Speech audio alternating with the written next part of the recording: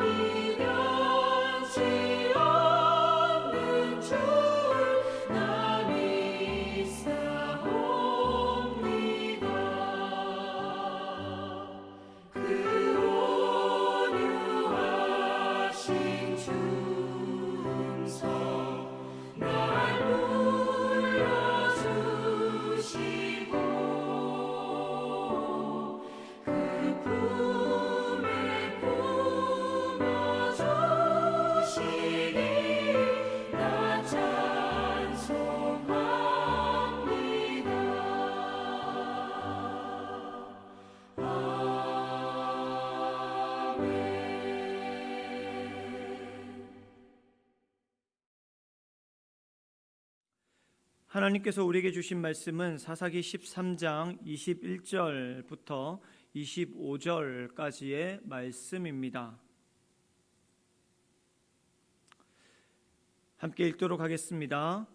여호와의 사자가 마노아와 그의 아내에게 다시 나타나지 아니하니 마노아가 그제야 그가 여호와의 사자인 줄 알고 그의 아내에게 이르되 우리가 하나님을 보았으니 반드시 죽으리로다 하니 그의 아내가 그에게 이르되 여호와께서 우리를 죽이려 하셨더라면 우리 손에서 번제와 소제를 받지 아니하셨을 것이요 이 모든 일을 보이지 아니하셨을 것이며 이제 이런 말씀도 우리에게 이르지 아니하셨으리이다 하였더라. 그 여인이 아들을 낳음에 그의 이름을 삼손이라 하니라. 그 아이가 자라매 여호와께서 그에게 복을 주시더니 소라와 에스다올 사이 마하네단에서 여호와의 영이 그를 움직이기 시작하셨더라. 아멘. 이는 주님의 말씀입니다.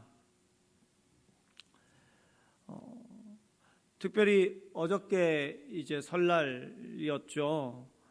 서로 만나서 새해 복 많이 받으세요라고 아마 인사를 하셨을 거예요. 사람들은 자신의 인생이 복된 인생이 되었으면 좋겠다라고 생각을 합니다.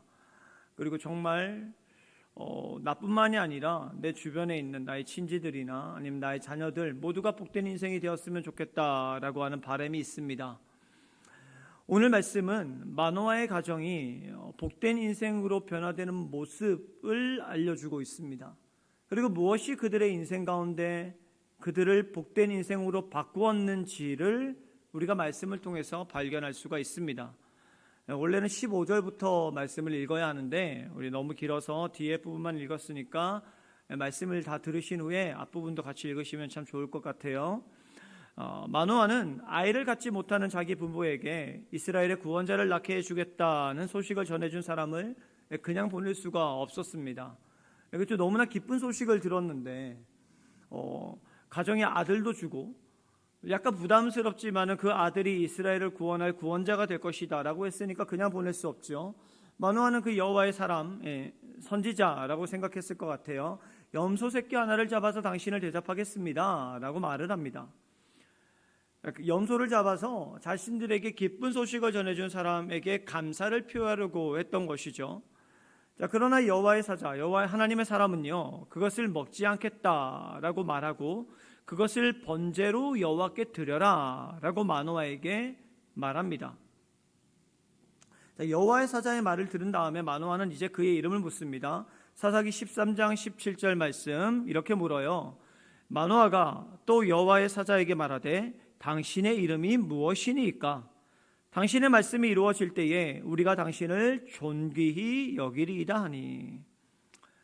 여기서 잘 보면은 마노아가 지금 눈앞에 있는 이 여호와의 사자, 하나님의 사람이라고 부르는 이 사람을 어떻게 생각하고 있는지가 너무나 잘 드러나 있습니다. 지금 마노아와 마노아의 아내는 이 사람을 그냥 선지자 정도로만 생각하고 있는 거예요. 그래서 그 선지자에게 음식을 대접하려고 했고 그가 대접하지 말고 번제로 여호와께 드리십시오라고 하니까 다시 한번 그의 이름을 물으면서 당신이 우리에게 알려준 그 예언이 이루어질 때에 우리가 당신을 찾아서 당신에게 예물을 드리고 또 당신이 한 예언이 이루어졌다는 것을 이스라엘 사람들에게 알림을 통하여서 당신의 이름을 영화롭게 하겠습니다 라는 의도를 가지고 그에게 이름을 묻고 있는 겁니다. 자, 여호와의 사자는 자신의 이름을 알려줍니다. 기묘자다라고 알려주죠. 기묘는 이름을 말해주는 것이 아니라 성품을 말하는 단어입니다. 기묘에 해당하는 펠리라는 단어는 이해를 초월하다, 놀랍다라는 의미를 가지고 있습니다. 이것은 인간이 도무지 생각할 수 없는 기이한 일을 행하시는 하나님의 속성을 나타내는 것이고 우리 인간의 능력으로 도저히 이해할 수 없고 접근할 수 없는 하나님의 초월적인 그런 성품을 나타내는 단어입니다. 여호와의 사자의 대답에 더 이상 질문이 필요 없다고 마노아가 생각한 것 같아요. 그래서 앞서 여호와의 사자가 말한 것처럼 염소 새끼와 소제물을 가져와서 하나님께 번제를 드립니다. 자, 그때 이적이 일어납니다. 제단에서 불꽃이 하늘로 올라가게 되고요. 그 불꽃을 따라서 여호와의 사자도 불꽃과 함께 하늘로 올라가는 거예요.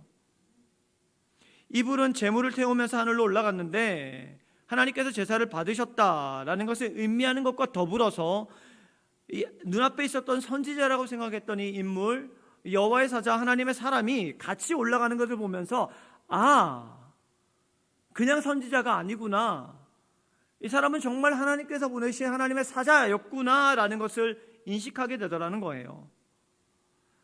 앞서 말씀을 보면은 마노아와 그의 아내에게 이 여호와의 사자는요 끊임없이 자신이 누구인지 드러내고 있어요.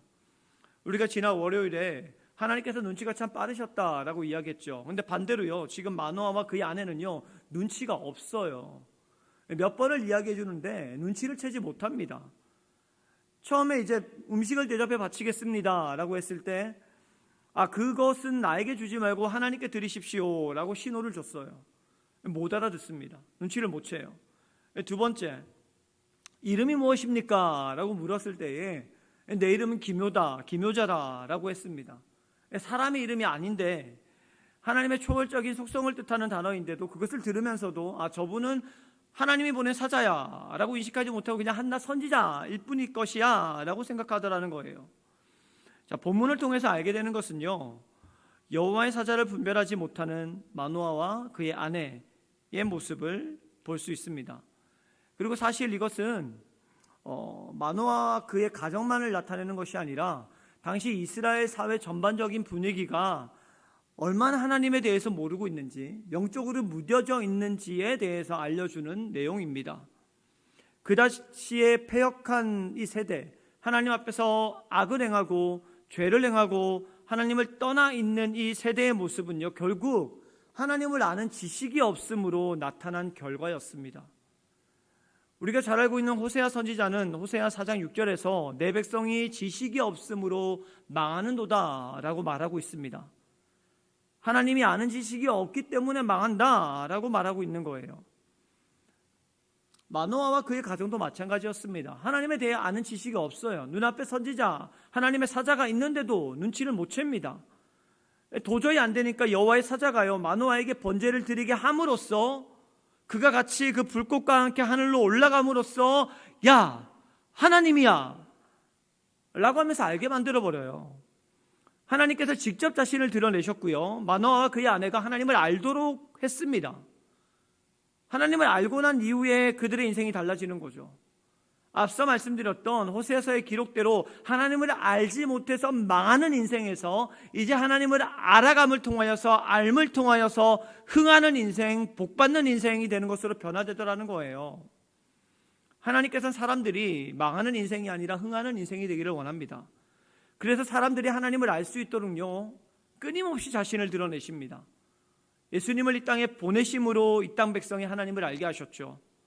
예수님께서 승천하신 후에는 성령을 보내셔서 이 땅 백성들이 하나님을 알게 하셨습니다. 지금 이 시대에는요, 말씀을 통하여서 모든 백성이 하나님을 알도록 하는 일을 멈추지 않고 일하십니다.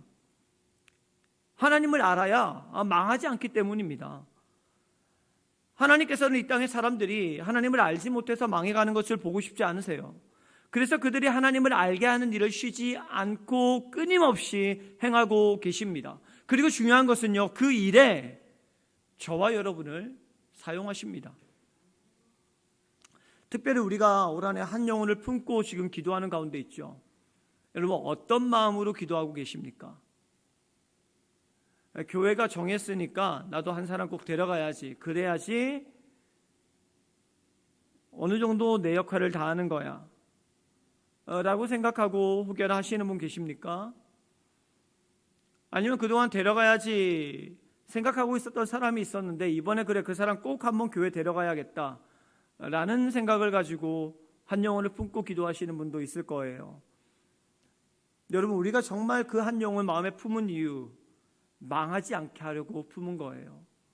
하나님을 모르고 살면은요, 그 영혼 망하는 인생인 거예요. 세상에서 아무리 떵떵거리고 잘 나가고 괜찮은 삶을 산다 할지라도요, 하나님을 알지 못하면은요, 망하는 인생이 되는 거예요. 그래서 하나님께서 여러분들을 선택하셔서 그 영혼을 마음에 품게 만드셨고, 기도하게 만드셨고, 무엇보다 올 한 해 동안 간절히 기도함을 통하여서 주 앞에 나오게 만들려고, 그 영혼에게 복 주려고 영혼 품게 한 것입니다. 그 일에 저와 여러분 사용하려고 주님께서 우리 마음에 품게 하신 거예요. 그러니 그 한 영혼을 망하지 않기 위해서 간절하게 기도하시기 바랍니다. 복음을 전할 때에도요, 망하면 안 돼라는 마음을 가지고요, 열정적으로 복음을 전하시기를 원해요. 사랑으로 보듬으시고요, 섬기시고요, 헌신함을 통하여서 그 한 영혼을, 하나님께서 나에게 주신 그 한 영혼을 많은 인생에서 복받는 인생으로 변화시키는 놀라운 축복이 있기를 바랍니다. 마노아 부부는요, 지금까지 자기 앞에서 말하던 자기 사람이 그냥 선지자인 줄 알았는데 이제 제대로 누군지 안 거예요. 하나님의 사람이었구나, 하나님의 사자였구나. 그러자 두려움이 훅 다가오는 거죠. 우리가 하나님을 보았으니까 죽게 되었을 거야 라고 하는 두려움이 찾아왔습니다. 두려워하는 마노아에게 그의 아내가 단호하게 죽지 않을 것이다 라고 말해요. 사사기 13장 23절 말씀 함께 읽겠습니다. 그의 아내가 그에게 이르되 여호와께서 우리를 죽이려 하셨더라면 우리 손에서 번제와 소제를 받지 아니하셨을 것이요 이 모든 일을 보이지 아니하셨을 것이며 이제 이런 말씀도 우리에게 이르지 아니하셨으리이다 하였더라. 아멘. 믿음이 참 좋아요. 어떻게 보면 하나님께서 당신을 드러내셨고 그 하나님을 알게 되는 순간 이 믿음이 달라진 것일 수도 있어요. 하나님의 사람으로부터 모든 말을 듣고 난 후에 우리가 드린 그 제사를 받으셨지 않습니까? 그리고 아이를 우리에게 주겠다고 하셨으니까 하나님께서는 우리를 죽이지 않을 것입니다 라고 그의 아내가 대답을 합니다. 드디어 아이가 태어났습니다. 그 아이의 이름을 삼손이라고 했어요. 어떤 뜻이냐면은 작은 태양이라는 뜻입니다. 그 이름의 뜻처럼 어두운 시대, 당시 이제 하나님을 따르지 않고 있는 그 어둠의 시대에 작은 태양으로 이스라엘에 보내진 인물이 삼손이었습니다. 그 삼손이 어떻게 살았는지, 어떤 행적이었는지 사사기 13장 24절과 25절에서 기록하고 있습니다. 함께 읽습니다. 그 여인이 아들을 낳음에 그의 이름을 삼손이라 하니라. 그 아이가 자라매 여호와께서 그에게 복을 주시더니 소라와 에스다올 사이 마하네단에서 여호와의 영이 그를 움직이기 시작하셨더라. 삼손은 블레셋 사람들이 40년 동안 이스라엘을 지배하던 시점에 하나님께서 이스라엘에 보낸 구원자입니다. 구원자로 태어났습니다. 그는 다른 사사들과 달리 출생 때부터 하나님께서 구별하신 나실인으로서 일생 동안 하나님께 헌신하며 이스라엘을 구원하는 일에 부름을 받았습니다. 그래서 하나님께서는요, 삼손이 성장하는 가운데 복을 주셨고 여호와의 영이 임했고 그를 움직였다라고 기록을 하고 있어요. 자, 그런데 우리가 알고 있는 삼손은요, 유혹을 이기지 못했습니다. 자신의 감정을 다스리지도 못했습니다. 결국 죄에 빠져서 무너지고 말았습니다. 죄로 인해서 망해가고 있는 이스라엘을 복받게 하기 위해서, 그들을 다시 한번 일으키기 위해서 하나님께서 보낸 사사가 바로 삼손이었습니다. 그리고 삼손을 통하여서 이스라엘 백성들에게 하나님이 누구신지, 하나님께서 너희를 어떻게 여기시며 너희가 어떻게 살기 원하시는지를 드러내라고 특별히 나실인, 구별된 사람으로 부르셨답니다. 그런데 그는 하나님을 떠나서 자신의 역할을 제대로 감당하지 못했습니다. 하나님을 알리는 역할을 감당하지 못했다는 거예요. 삼손의 모습을 보면은요, 우리가 하나님의 사람으로서 이 땅에 하나님을 알리는, 그래서 이 땅을 흥하게 만드는, 한 영혼을 살리는 사람으로 살아갈 때에 우리가 어디에 있어야 되는지를 알 수 있습니다. 우리가 머물러야 할 곳은요, 하나님의 품 안이에요. 하나님 안에 거해야 합니다. 그렇지 않으면은요, 우리도 삼손처럼 매사에 실패하고 죄의 유혹 가운데 빠져서 넘어지고 하나님께서 우리를 부르신 목적도 잃어버리는, 이루지 못하는 인생이 되어버릴 것입니다. 새해 하나님께서 우리에게 주신 복을 많이 누리시기를 바랍니다. 그리고 무엇보다 그 복을 누리며 살아가면서 하나님 안에 거하시기를 간절히 바랍니다. 그래서 하나님께서 나에게 주신 복을 계속 누리는 것과 더불어서 하나님께서 영적으로 나에게 맡겨주신 그 사명, 하나님을 알리고 하나님을 가르치고 하나님을 전하는 사명, 그래서 다른 영혼을 살리는 삶을 살아가는 우리 모두가 되기를 주님의 이름으로 축복합니다. 찬송가 383장 눈을 들어 산을 보니 찬송하겠습니다.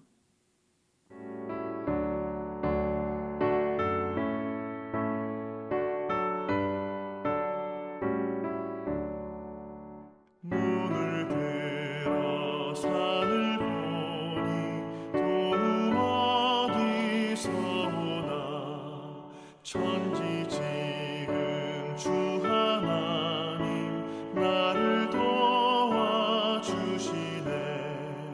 나의 발이 실족 않게 주가 깨어 지키며 택한 백성 항상 지켜 길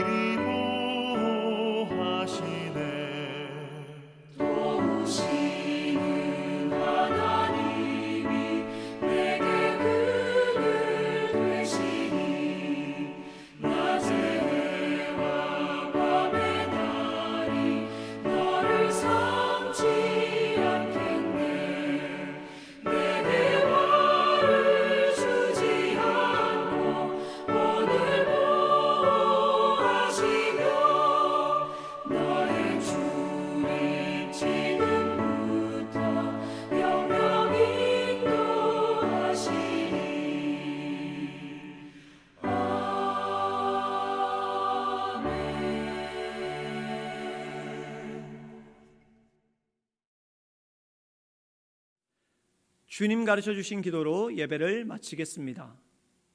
하늘에 계신 우리 아버지, 아버지의 이름을 거룩하게 하시며 아버지의 나라가 오게 하시며 아버지의 뜻이 하늘에서와 같이 땅에서도 이루어지게 하소서. 오늘 우리에게 일용할 양식을 주시고 우리가 우리에게 잘못한 사람을 용서하여 준 것 같이 우리 죄를 용서하여 주시고 우리를 시험에 빠지지 않게 하시고 악에서 구하소서. 나라와 권능과 영광이 영원히 아버지의 것입니다. 아멘.